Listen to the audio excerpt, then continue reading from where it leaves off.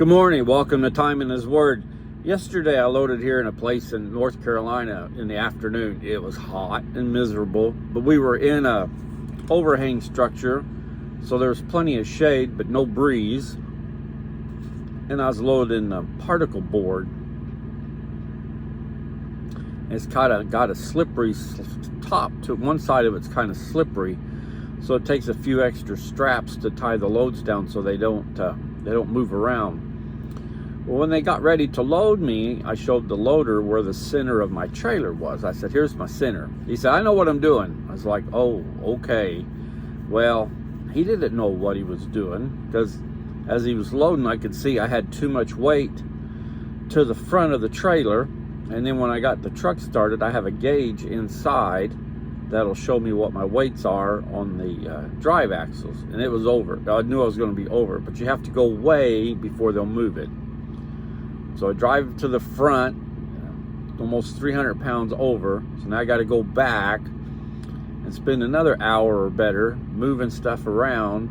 And the supervisor come up and was asking me what was going on. I showed him my paperwork and all that. I said, it'd been nice if the loader had paid attention, because I said I showed him where the center of my trailer was, and he told me he knowed what he was doing. I said, but I don't notice him back here helping me fix this, seeing how he knowed what he was doing, and I've got to reshuffle the load around to get it legal. How many times do we feel like God is telling us or to do something or to go somewhere in service to Him, and we are like, I know what I'm doing, and we go off on our own way and we get everything all messed up? Just like the deal with yesterday. It'd been so easy if the guy would have listened, and then but the other thing is, if you tell them, no, I don't want it done that way, then you just created all kinds of problems, because what would have took an hour would have took 2 or 3, because they would have dragged their feet. So you can't, it's one of them delicate situations. You can kind of say, well, this isn't going to work, and if they choose not to do it, you can't say too much, or you'll end up being there all day long, and it just makes matters worse. So all you can do is complain like I did. But I found out also that there had been a number of trucks that this guy had loaded yesterday that had come back for the same issues. So hopefully they get that corrected. But back to what I was saying, how many times do we go off on our own little deal when we know and we feel like God is calling us and edging us to do something totally different? But we have that attitude, I know what I'm doing and I know how to achieve what needs to be achieved. And then when we get to the end of whatever we're trying to do, it's nothing but messed up, and we got to go back to the beginning and start all over again.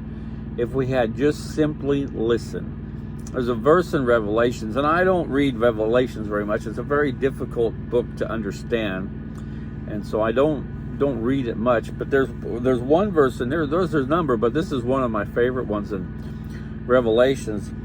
It's in the 3rd chapter, verse 20, and it says this: "Behold, I stand at the door and knock. If anyone hears my voice and opens the door, I will come in to him and will dine with him, and he with me."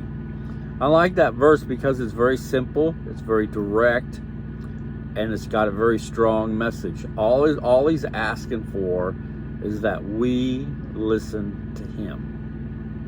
That's all it is. Just it's that simple. And he will come in and dine with me as he will dine with him and he with me. Just think of it when you go to lunch with a good friend and you sit and you visit, and time slips by and you don't really talk about anything, but you talk about everything, and it's just a good time of visiting and enjoyment.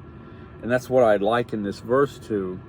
If I listen to the knock at the door, and I which is key, hears my voice and opens the door, that's key, he will dine with me. And that's what I like about that passage. It just describes anytime you have lunch with a friend, how enjoyable that time is and how time flies.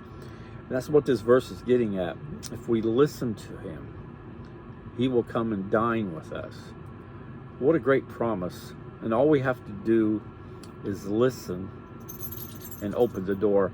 I've always liked the painting of Jesus at the door. And if you ever notice in that doorknob, and it's so subtle that you don't notice it, you have to really look for it. But there's no doorknob on the outside of the door. And the first time I noticed that, I thought, well, that's pretty neat, because usually there's a doorknob on the outside. But with no doorknob, that picture's also saying that he won't force himself on us. We have to open the door for him to come in. So, a question for you, are you listening? And have you opened the door for him to come in and dine with you as he with him?